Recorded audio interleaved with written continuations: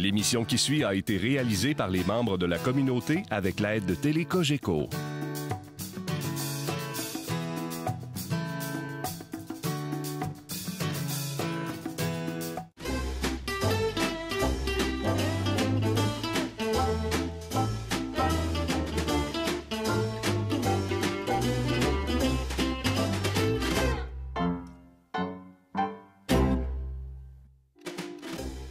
Cette semaine à l'émission, le chef Éric Bellemare prépare sa brise du vigneron aux noix, chutney de pommes, canneberges séchées et cidre de pinacle. Éric Bellemare œuvre dans le domaine de la restauration depuis plus de 18 ans. Depuis plusieurs années, Éric a su se démarquer pour s'innover davantage en tant que chef cuisinier. Il a surtout travaillé pendant 8 ans dans un milieu de cuisine française pour ensuite apprivoiser sa propre cuisine. Avec intérêt, il lance ses propres créations ainsi que ses œuvres. C'est sa façon de se démarquer qui a fait de lui un véritable artisan de la cuisine. Présentement, le chef crée ses assiettes au bistrot au coin de la baie, depuis déjà 10 ans. Je me présente, Denis Paquin, chef enseignant et membre de la Société des chefs cuisiniers pâtissiers du Québec. C'est d'ailleurs la raison pour laquelle on anime ce chapiteau-là. On a une gamme de chefs d'un peu partout, principalement de la région. Ce matin, notre chef invité, notre premier de la journée, M. Éric Bellemare. Bonjour, Éric bonjour. est chef au restaurant Le Coin de la Baie à Chambly. Alors, fait une bonne dizaine d'années. Oui, 12 ans. C'est ma 12e année que je suis là. Si on peut voir juste en avant, on voit le cadre, c'est toutes les photos des assiettes que je fais. Vous pouvez prendre les cartes d'affaires aussi, vous pouvez prendre la recette. Je ne sais pas si je vois quelqu'un y en a pris, la recette que je vais faire aujourd'hui. La brise du vigneron, en fait, qui est un fromage de la fromagerie des Cantons, qui est un brie.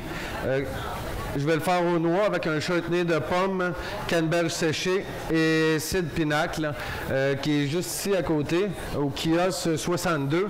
Et j'utilise les épices de Marie-Michel, on a les épices d'Orient, et le flocon d'érable aux 4 poivres, qui est au kiosque 35 aussi. Brise du vigneron aux noix, chutney de pommes, canneberges séchées et cidre pinacle. Ingrédients pour 4 portions. 300 g de fromage La Brise du vigneron de la fromagerie des Cantons. 200 g de noix hachées.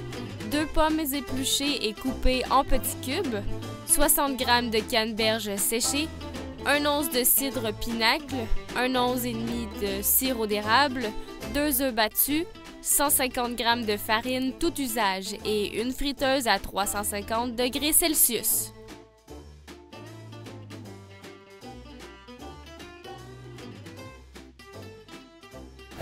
Pour commencer, on commence avec le chutney parce que c'est plus long à cuire. Si tu veux bien éplucher et couper les pommes. Alors, ce qu'Éric vous mentionne, les produits que j'utilise, c'est pas juste pour la démonstration d'aujourd'hui, c'est comme ça régulièrement dans son restaurant, comme nombre de chefs. Donc, on met beaucoup l'accent sur les produits régionaux, les produits du terroir. Et on est choyé, on a une gamme de produits absolument fantastique. Donc, les chefs ont grand plaisir à les utiliser. Donc, le fromage, le cidre, que ce soit le porc, le veau, c'est tous des produits régionaux que j'achète. Mont-Saint-Grégoire, la plupart, c'est Mont-Saint-Grégoire. Alors, la première étape, c'est le chutney. Ah oui, le chutney, parce que c'est plus long à cuire, ça prend environ une demi-heure. Si vous avez des questions, vous pouvez lever la main. Je vais vous donner le micro sans fil pour qu'on entende bien la question dans la salle et aussi à la caméra. Merci. Alors, au niveau du chutney, bien entendu, il y a les pommes, sirop d'érable et quels sont les autres ingrédients? Canneberges séchées, le cidre de pinacle aussi, qui est ici. Alors, comme vous voyez, on a une partie sucrée, une partie acidulée. Alors, c'est le propre des chutneys. C'est un peu comme des marinades, si on veut, mais habituellement, un chutney est moins acidulé qu'une marinade comme telle. Puis, c'est des petits cubes. Et ça fait des accompagnements qui sont absolument fantastiques. Oui, puis là, c'est pour le brie, mais ça peut être pour peu importe, une terrine, un pâté. Vous pouvez l'utiliser sur des gaufres, sur des toasts. Alors, vous avez entre les mains actuellement la recette de Éric qui vous prépare aujourd'hui. Mais si vous voulez voir les autres recettes qui seront présentées hier et aujourd'hui, vous avez sur le guide du rendez-vous des papilles. L'adresse du site Internet qui est rvpapilles.ca. Et l'ensemble des recettes seront disponibles sur le site Internet. Donc, vous aurez accès aux autres recettes qui ont été présentées hier et celles qui vont être présentées aujourd'hui, plus tard dans la journée. Les petits cubes. On préchauffe la poêle aussi, ou le chaudron. Non, c'est bon.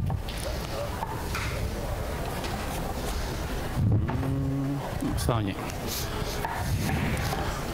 Alors, on a du bel équipement, mais qu'on n'a pas l'habitude de travailler avec. Hier, on a cherché un peu les intensités et le fonctionnement. Bon. Là, on a fait. En fait, on met tout dans les chaudrons.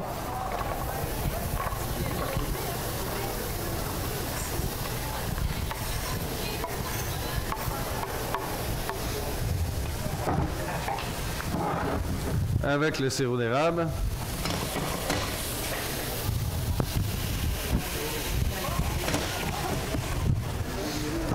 Les canneberges.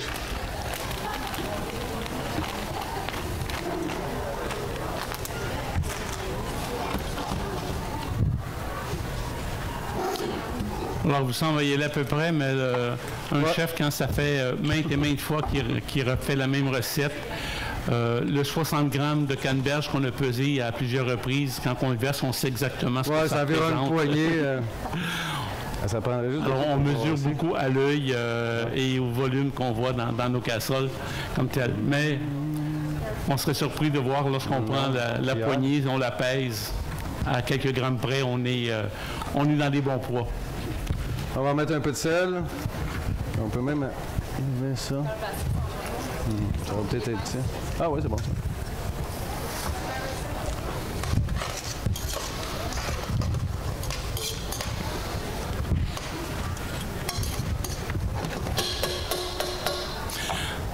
Au restaurant, Eric, quel genre de cuisine tu prépares? En fait, j'ai pas vraiment de spécialité. C'est vraiment plus des produits du terroir, comme je disais tantôt, que ce soit les fromages, le veau, le porc.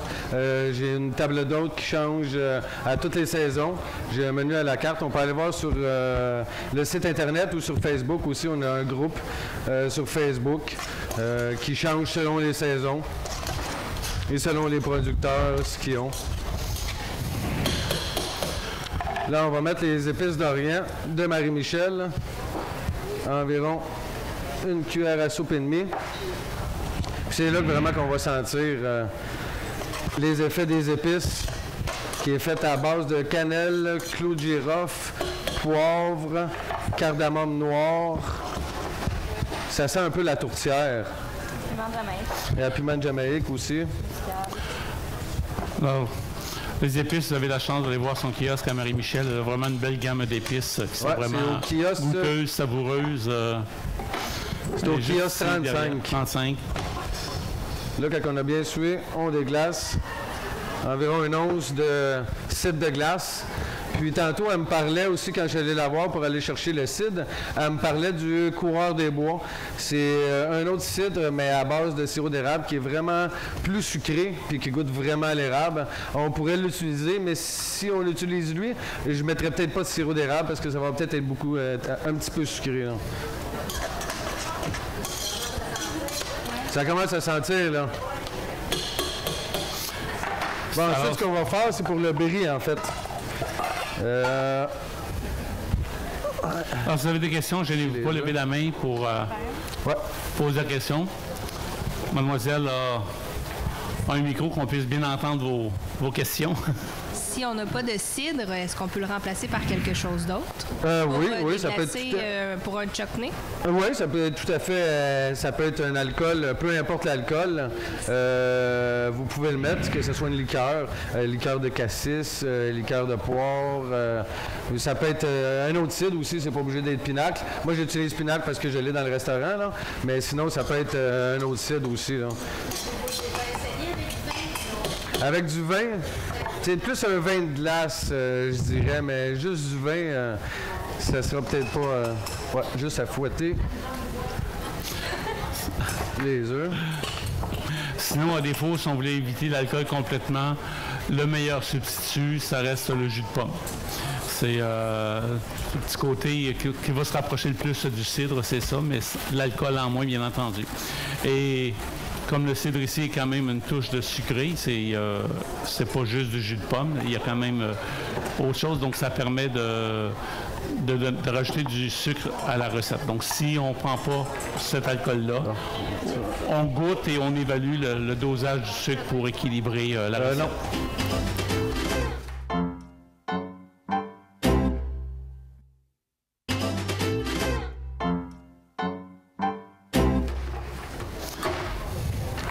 Alors, durant toute la fin de semaine, donc hier, toute la journée et aujourd'hui, on est assisté avec une équipe de jeunes étudiants de l'école de Vatel. Donc, ils sont étudiants en commerce et tourisme international. Et à l'intérieur de la formation, bien entendu, ils ont une formation cuisine. Donc, c'est la raison pour laquelle ils sont avec nous. Donc, un bon dirigeant en tourisme ou en commerce doit connaître tous les secteurs. Donc, c'est ce qu'ils font à l'école Vatel. Ils ont des périodes en service, en restauration, ou en service aux chambres. Donc, ils touchent vraiment tous les secteurs de l'hôtellerie. Alors, ils sont avec nous. Grâce à eux, on a un très bon coup de main. Mais je sais pas, non? Séché. Ça commence à sentir. Ouais. Bon, mais pour le fromage, en fait, on le coupe en 6, en 8. Ça dépend si vous voulez avoir... je sais pas pourquoi ça sonne, ça. Alarme. Ah, OK. Ça dépend si vous voulez avoir une entrée, une bouchée. On peut le couper en 6, en 8, peu importe. Là, on va le couper en 6.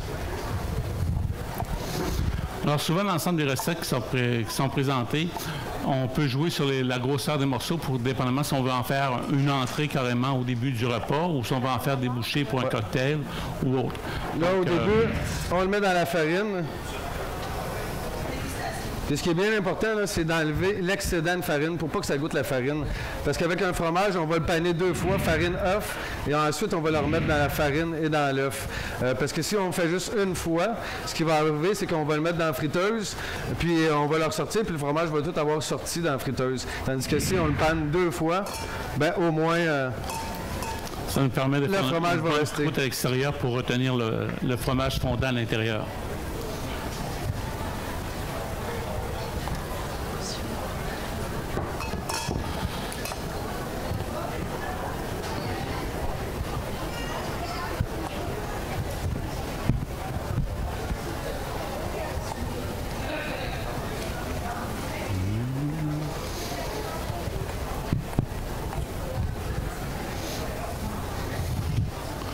Alors, le fromage qu'Éric utilise, c'est la brise du vigneron, un fromage de la région.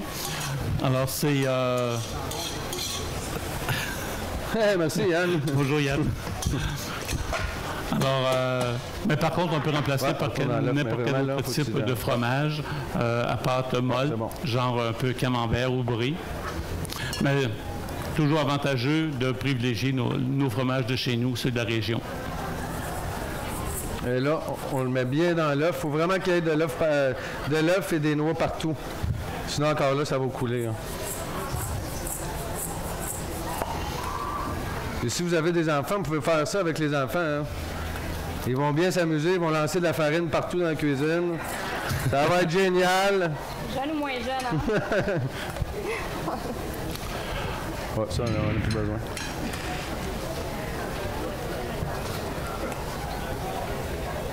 Ça aussi.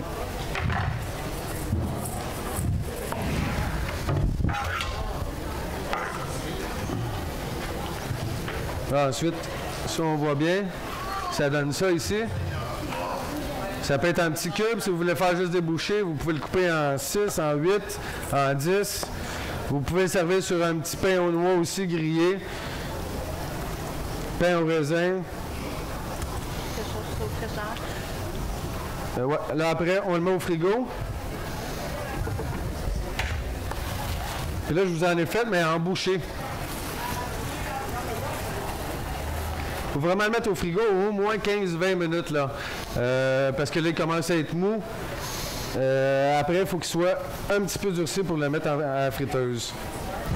Alors, si on veut s'assurer de ne pas avoir trop de problèmes à la friture, plus il sera froid au moment de le mettre dans la friture, meilleur ce sera. On va éviter qu'il surchauffe et qu'il ait tendance à couler comme tel.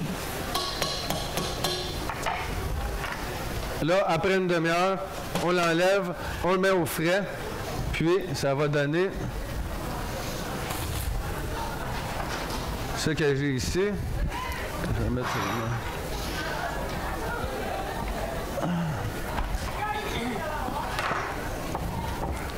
Je vais juste prendre une petite... Là, on voit ici la couleur a changé, là. Ça, on peut le voir, là. Alors, on a une belle caramélisation des pommes.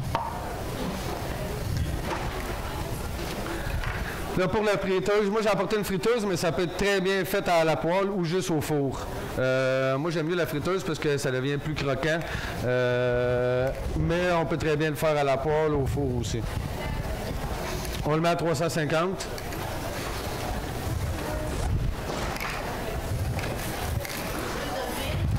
Juste de l'huile.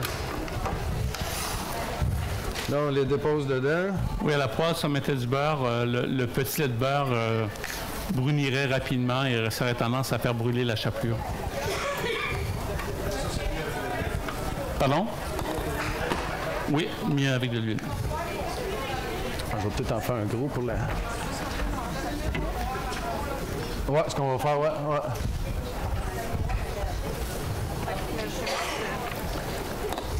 Ouais, t'en mets juste un petit peu dans chaque. Puis, j'utilise les flocons d'érable à fleur de sel et poivre pour mettre sur le chutney. C'est pas marqué dans la recette, mais c'est vraiment excellent au kiosque de Marie-Michel, là-dedans. Puis, on en met juste un petit peu pour le croquant de l'érable et de la fleur de sel. Fait que sur chaque, tu peux en mettre un petit peu. Alors, vous allez voir, la fleur de sel, c'est souvent utilisé en touche finale sur plusieurs préparations, justement, pour donner ce petit croquant-là. Et ici, en plus, une combinaison avec ce flocon d'érable, c'est génial.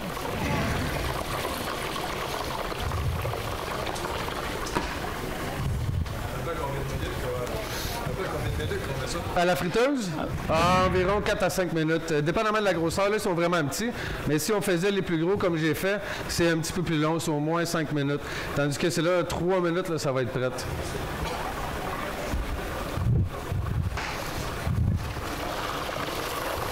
Là, on voit bien déjà qu'elle a commencé à dorer. Je ne sais pas si on le voit.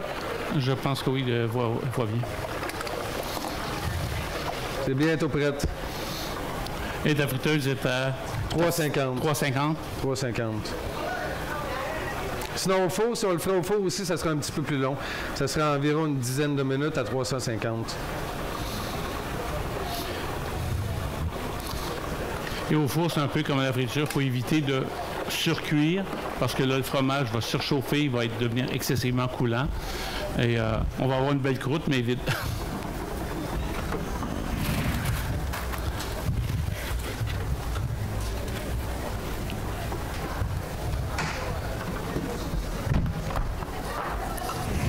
J'en ai déjà préparé juste ça.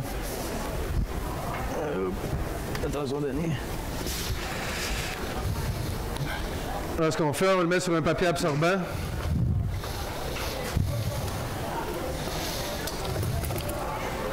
Puis là, ça donne ça ici. On va en remettre. Parce que je pense que tout le monde en veut un, hein?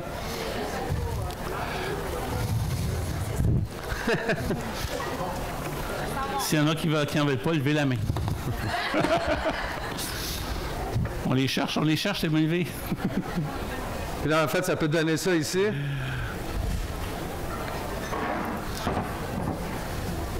Ça, c'est en entrée. Vous pouvez servir avec un pain aux noix grillé. C'est vraiment excellent. Bon,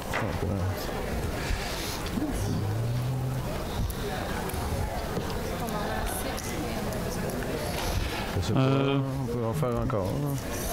Je sais pas combien qu'on est. Là, j'ai ça ici.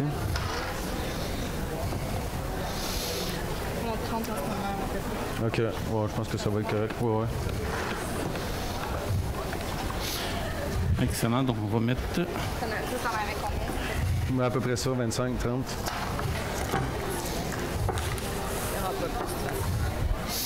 Ça risque de tout tomber. Vas-y, distribuer en prenant ça et ça. Excellent.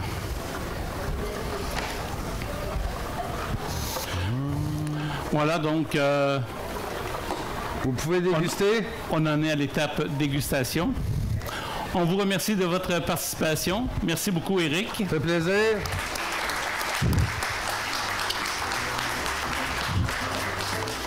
Vous pouvez retrouver toutes les recettes des démonstrations culinaires sur le site Internet du Rendez-vous des Papilles, rvpapilles.ca.